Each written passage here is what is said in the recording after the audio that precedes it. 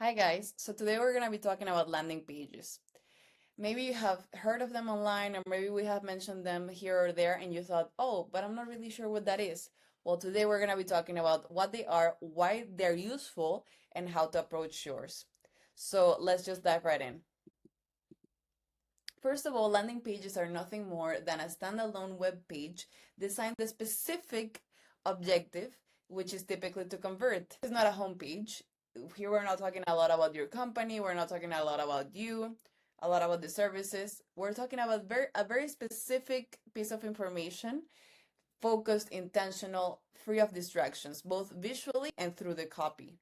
Because a lot of the times when we give out too much information, it can be a little bit overwhelming. But we're gonna talk about that a bit later.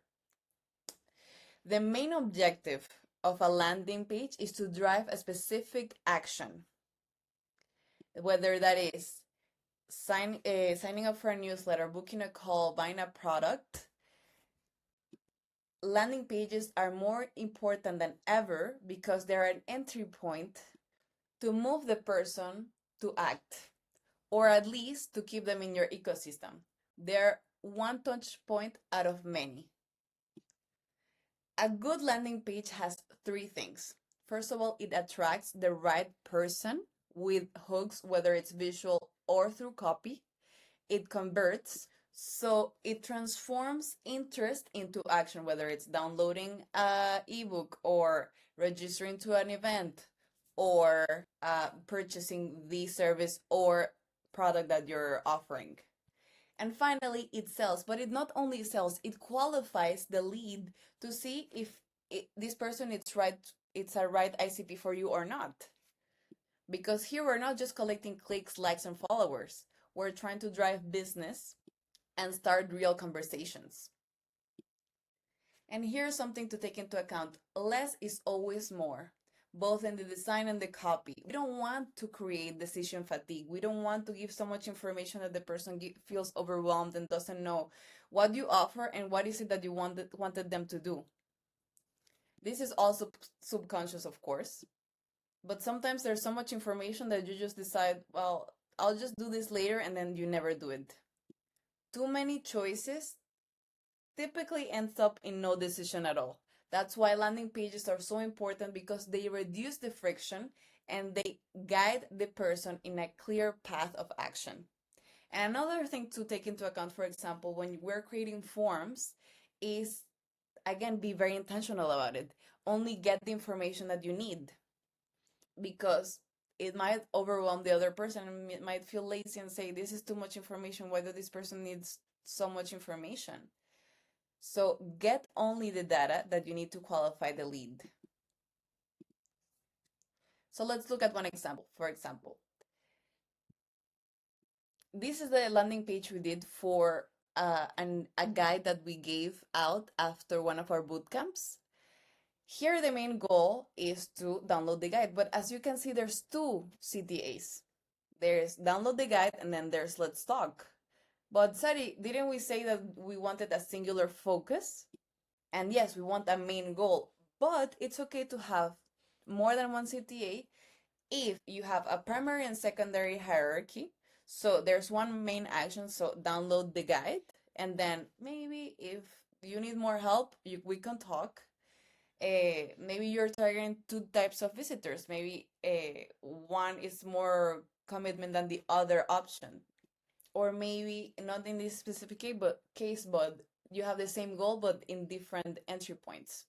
When you should not do a two CTAs, when it will create decision fatigue, when they compete for attention visually, or when you're not clear about which CTA is more important.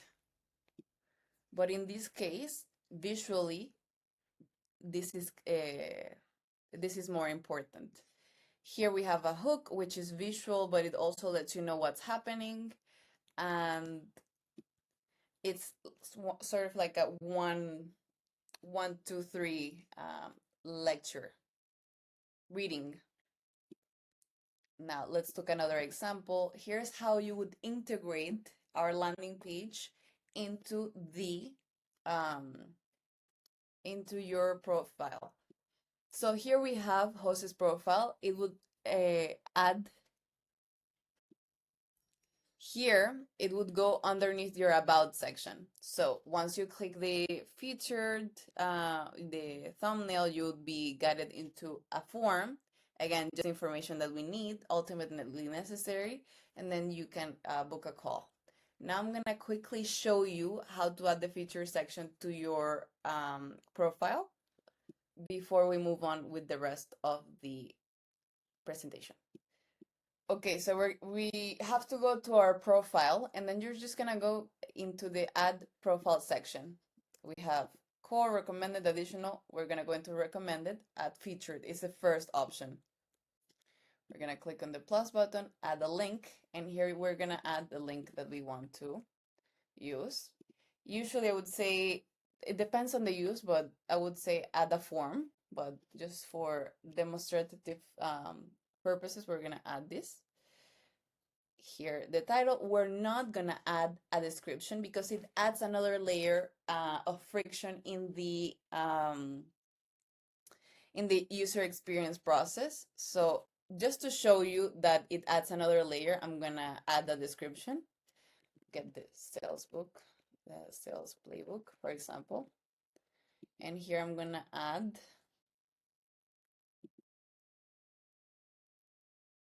okay, so we're gonna add a little thumbnail and then save. Now we're gonna click on the profile just to check how it looks. Just update it a bit.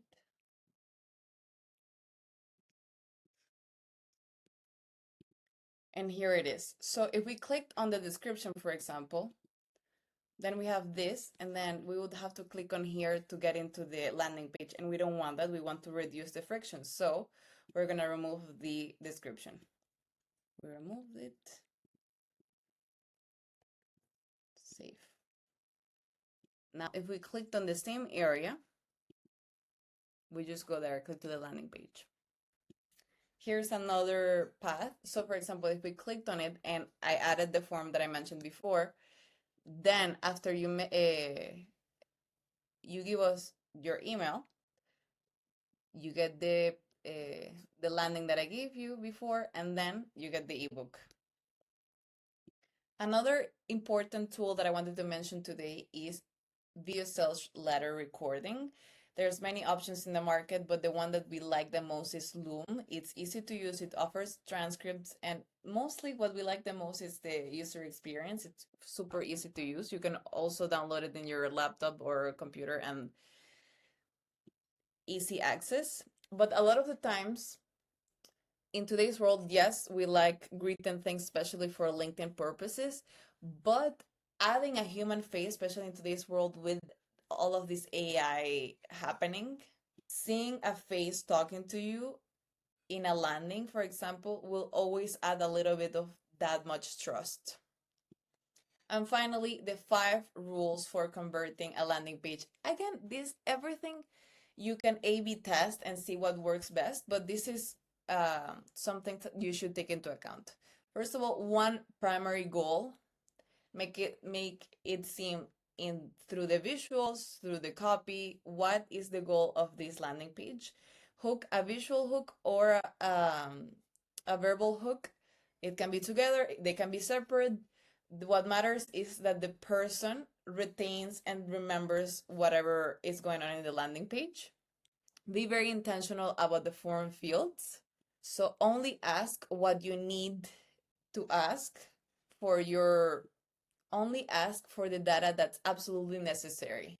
Don't ask anything else because we don't want to create decision fatigue. Have a very clean design. Don't overwhelm with information. Don't add so much visuals. And finally, very consistent with your branding. This generates trust. Use the same colors always. Don't use like different typographies just because it kind of looks similar. It's important to be very consistent with your branding. I hope this helps. I hope this helps, and see you in the next one.